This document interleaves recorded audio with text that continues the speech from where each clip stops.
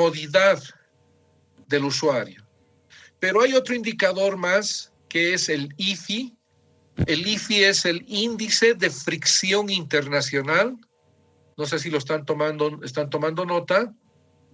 Índice de fricción internacional. Para medir este indicador, nosotros debemos medir la resistencia al deslizamiento. Y además debemos medir la textura del pavimento. Esos dos indicadores esas dos medidas nos van a dar este indicador que es el IFI, el índice de fricción internacional. Este indicador, el que estoy señalando aquí con verde, es el que está asociado a la seguridad del usuario. Este indicador está asociado a la seguridad del usuario. Esto entra en el examen por si acaso. ¿Cuál está asociado a la comodidad y cuál está asociado a la seguridad? Entonces, resáltenlo bien para que lo tengan bien claro. No sé si alguien tiene hasta aquí alguna duda.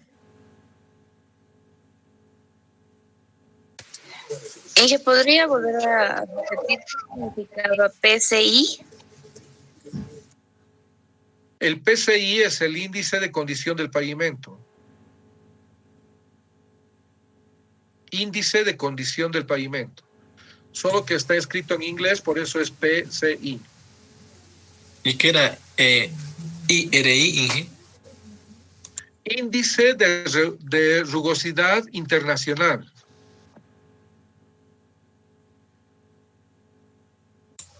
Gracias.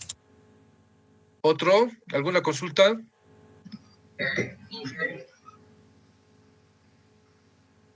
Sí, te escucho. ¿Es índice de rugosidad o de regularidad? Eso nos dijo los puntos. Se lo conoce como índice, no sé si te escucha, no te he escuchado muy bien, estás muy alejado, pero me ha parecido que me has dicho por qué le ponen índice de rugosidad internacional cuando es irregularidad, ¿no? En realidad el concepto es irregularidad superficial longitudinal, pero traducido del inglés es eso lo que se tiene, ¿no? Índice de rugosidad internacional. IRI. ¿Otra consulta? Ya, vamos. Todas estas mediciones que les he mencionado acá, todos esos parámetros se obtienen en la superficie de rodadura, ya sea pavimento flexible o pavimento rígido. Ya sabemos que un pavimento flexible puede ser con concreto asfáltico o puede ser con tratamiento superficial.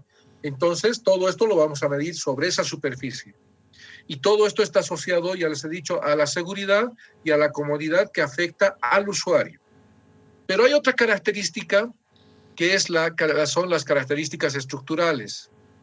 Estas están relacionadas con las propiedades resistentes físicas y mecánicas de los materiales y de los espesores de las capas de un pavimento. Esto no lo vemos como usuario. Un usuario no puede identificar las características estructurales de un pavimento. Me había olvidado antes. En las últimas clases que vamos a tener acá, en esta materia,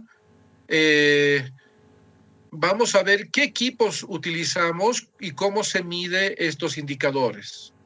En las últimas clases vamos a ver los equipos que se utilizan, cuáles son los rangos de medición, los valores aceptables o no. Eso lo vamos a ver en las últimas 3 clases. Entonces, habíamos hablado de las características estructurales de un pavimento. Estas no tienen nada que ver con lo que está ocurriendo en la superficie del pavimento, aunque de alguna manera está relacionado. Si falla mi estructura del pavimento, obviamente que se va a reflejar en la superficie, en algunos casos, ¿no? Pero está relacionado con las propiedades físicas, con las propiedades mecánicas de todas las capas de la estructura del pavimento. Para ello necesitamos un equipo que nos va a medir deflexiones. No se olviden de esto. El equipo nos va a medir deflexiones. ¿Qué es una deflexión medida en un pavimento? es nada más medir la deformación recuperable de esta estructura del pavimento. Con estas deflexiones, lo que nosotros hacemos es medir una deformación recuperable, o sea, es decir, no vamos a medir una deformación no vamos a provocar una deformación permanente. Esta es una deformación del pavimento recuperable, que es lo que normalmente ocurre en todos los pavimentos. Cuando pasa un vehículo, lo que hace es de que aplica las cargas y el pavimento se deforma, pero no se deforma al extremo que se queda ahí deformado. El pavimento recupera esa deformación y a eso se denomina medición de deflexiones. En las últimas clases de este módulo vamos a ver los equipos que utilizamos para medir efectivamente estas deflexiones. ¿Está bien? Bueno, vamos a ver ahora pavimento flexible versus pavimento rígido. ¿Cuáles creen que sean las ventajas y desventajas? Veamos la primera. En un pavimento flexible, si yo tengo una superficie de concreto asfáltico, tratamiento superficial, que haya sido mejorado o no con lechada o con micropavimento, yo puedo añadir capas para reforzar o mejorar la superficie del pavimento, que muchas veces es lo que ustedes ven acá en las calles, ¿no? Un pavimento que ya está algo deteriorado, viene Evavías y le pone una capita encima y es fácil de colocar. No hay ningún inconveniente. Esa es una de las ventajas. En cambio, en un pavimento rígido no es fácil, es mucho más complejo colocar una capa sobre un pavimento rígido. Hay distintas formas de reparar un pavimento rígido. Podemos poner pavimento rígido adherido o no adherido para reparar, pero las juntas van a ser las juntas transversales, como las juntas longitudinales, hay que trabajar bien de tal forma que coincidan, ¿no? Y no haya problemas. Un pavimento flexible, dadas las características de su textura, no pierden las propiedades antideslizantes. Es decir, que un pavimento flexible va a ser mucho más seguro por la textura que se presenta, ¿no? Pero obviamente, como nosotros medimos esa textura del pavimento, puede que en el tiempo se vaya perdiendo esa textura del pavimento. Pero en sí un buen pavimento sí mantiene estas propiedades antideslizantes. Se dice que es un poco más suave, menos ruidosa que la del pavimento rígido. La del pavimento rígido, inclusive estando dentro de un vehículo, se siente cuando va pasando de una losa a la siguiente, justo al pasar por la junta, ¿no? Junta transversal. Ahí se escucha un golpeteo permanente del vehículo.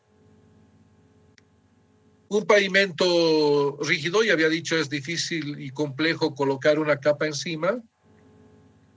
Se requiere de una capa de nivelación bien construida.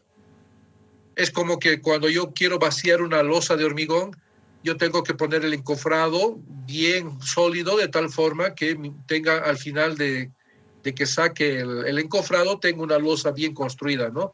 Lo mismo pasa en estos casos, ¿no? Cuando hago el pavimento rígido, la capa de su base vendría a ser lo que es el encofrado, ¿no?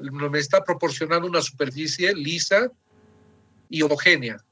Pero lamentablemente yo no la puedo sacar como pasa cuando estoy construyendo losas en un edificio, ¿no? Por otra parte, el pavimento rígido soporta inundaciones. Ustedes ya saben bien que un hormigón aguanta, puede funcionar sumergido, no va a haber ningún problemas, tampoco va a haber problemas de contaminación por aguas de un nivel freático contaminado con algún material raro, digamos. Entonces no hay ningún inconveniente. ¿Cuál debería construir? A mí me preguntan siempre, ¿cuál debería construir? ¿Un pavimento flexible o un pavimento rígido? Todo depende del flujo vehicular. Normalmente nosotros podemos construir un pavimento flexible con una capa de rodadura en tratamiento superficial. Eso normalmente se realiza para carreteras de poco volumen de tráfico. A continuación, lo que puedo hacer es construir un pavimento flexible con un poquito más de volumen de tráfico, con concreto asfáltico, Pero si yo ya tuviera un alto flujo vehicular como el que tenemos en la autopista estamos hablando de alrededor de entre 40 a 50 mil vehículos día. Entonces, ese flujo vehicular ya amerita tener un pavimento rígido. Para que tengan una idea de qué magnitud estamos hablando de flujo, en La Paz Oruro estamos alrededor de entre 8.000 a 10.000 vehículos día. Entonces, esa es la diferencia.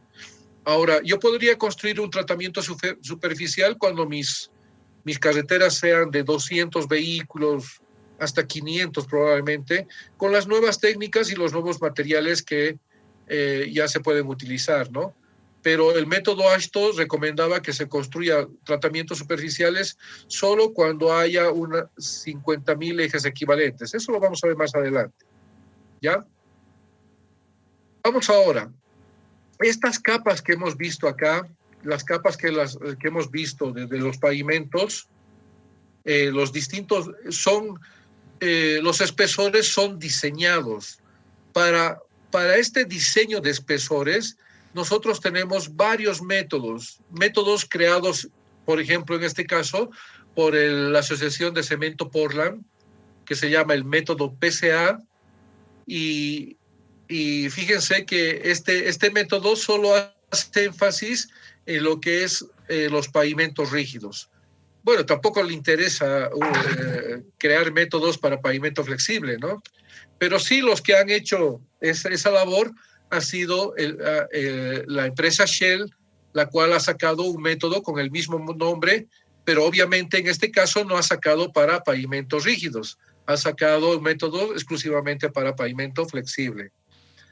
Bueno, hay algunos métodos, por ejemplo, dentro de Estados Unidos hay el método del Cuerpo de Ingenieros, que es un método muy práctico, que es más o menos como que ese ejemplo siempre les doy a todos, es como agarrar el suelo, probarlo un poco y de pronto decir, ya póngale aquí tanto de espesor. Es tan práctico que consiste en eso, ¿no? Después tenemos algunos métodos propuestos por algunos buros de investigación. Tenemos métodos propuestos por algunos ingenieros, por ejemplo, lo vamos a escuchar permanentemente hasta el final. Este ingeniero Given ha inventado muchas cosas, es como Da Vinci este ingeniero, está metido en lo que es mecánica de suelos, en asfaltos, y aquí, en este caso, en el diseño de pavimentos, con el cual todos estos métodos nos permiten determinar los espesores de cada una de las capas, ¿no? Capas de rodadura, capas base, capas subbase, dependiendo del tipo de pavimento que estén construyendo. Yo conozco el método del DNR, es decir, es como hablar que si la ABC hubiera sacado su propio método, pero este método de DNR corresponde a Brasil. Este es un método brasileño, que nada más es una mezcla de todos estos métodos, ¿no? No han inventado mucha cosa, pero han hecho una mezcla de todo. Hay métodos franceses, hay método ruso, método alemán, método de todo tipo. Y dentro del mismo Estados Unidos hay un estado que ha creado su método de Texas. Pero ¿cuál de estos nosotros vamos a utilizar? Yo no les voy a enseñar ninguno de estos métodos, aunque ya los conocen así por simplemente mencionarlo, pero en algún momento probablemente necesiten usarlo. Los van a utilizar, son muy prácticos, no son nada difíciles, pero el que vamos a utilizar nosotros es la guía para el diseño estructural de pavimentos, que en su primera edición ha salido el año 61. Posteriormente, después de 10 años, se ha hecho una modificación, el año 72, luego el 81, posteriormente el 86, hasta el 93. Es un método empírico que lo vamos a ver con más detalle en las siguientes clases. El 98 ha salido una adenda nada más, pero sigue siendo el mismo método del 93. A la fecha, la Administradora Boliviana de Carreteras está utilizando este método para los diseños de pavimentos. Entonces, este es el método que yo les voy a enseñar a ustedes para que cuando salgan de la universidad estén en la posibilidad de poder hacer el dimensionamiento de los espesores, de las capas, de la estructura de un pavimento, ya sea flexible o sea rígido, ¿ya? Pero, ¿qué es lo que ha pasado en el tiempo? ¿Por qué nos hemos quedado en el 93? Ha surgido el método, el AASHTO 2002. de manera inicial, digamos, preliminar. Posteriormente se ha generado una aplicación, un programa, el cual ha permitido de que se lo interprete mejor este método el año 2008. Pero hasta la fecha no está siendo muy utilizado porque requiere de mucha información. Muchas veces siempre salen métodos muy sofisticados, pero lamentablemente no disponemos de información. Para que tengan una idea, de pronto me pide, quiero las precipitaciones diarias de tal lugar, pero tienen que ser propias del lugar donde voy a construir este pavimento. Resulta que voy al Senami y en el Senami no existe ni siquiera información en ese tramo. Entonces, de nada me serviría usar este método tan sofisticado donde si yo voy a poner algunas aproximaciones, ¿no? Tiene que ser con datos reales, y eso es lo que un poco ha limitado a que este método se difunda y se aplique al 100%. Este método se llama método mecanicístico empírico para el diseño de pavimentos. Estas son sus siglas en inglés y todavía sigue siendo del AASHTO, pero con este año, ¿no? 2002 o 2008. Me había olvidado antes, este método, el que vamos a aprender, es el método empírico, que lo estamos utilizando. No, eso no quiere decir que solo nosotros estamos utilizando, porque somos un país atrasado o algo así. Lo estamos utilizando en toda América, toda Centroamérica, Estados Unidos. Obviamente que los europeos no quieren saber nada de los gringos. No sé por qué los discriminan, pero ellos tienen sus propios métodos. Ahí en Europa hay una pelea también de pugna tecnológica. Dicen que los métodos alemanes son mejores que los franceses dicen que son mejores que los ingleses mejor que los alemanes, y así, una pugna que hasta ahora no sé si con la Unión Europea han logrado determinar un método único, pero nunca se han fijado el método AASHTO. Pero sí nosotros, en toda América, Centroamérica, inclusive Estados Unidos, todavía se usa el método AASHTO, ¿no? Entonces, este método todavía no lo estamos utilizando, no lo vamos a utilizar, no lo vamos a aplicar por esa inconveniente, ¿no? No disponemos de información.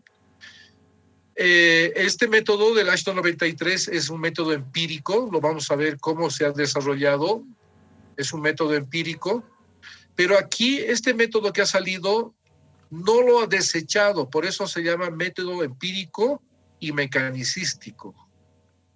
O sea, el método, todo lo que se ha hecho, todo el trabajo que se ha realizado desde el año 61 no ha sido descartado en este nuevo método. Sí se han utilizado algunas cosas, pero se han mejorado otras.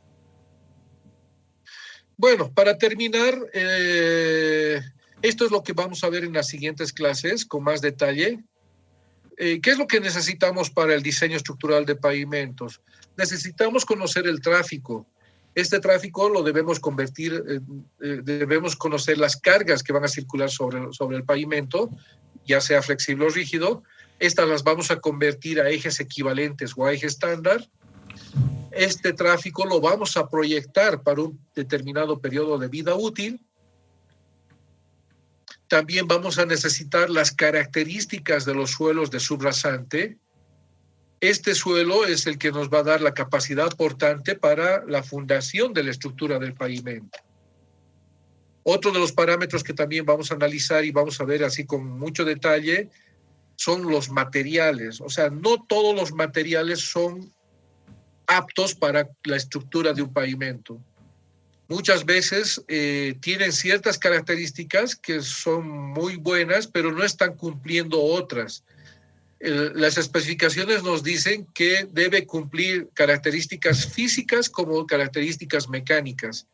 Por lo tanto, no todos los materiales son aptos para la estructura del pavimento. No es con cualquier material que podamos construir la estructura del pavimento.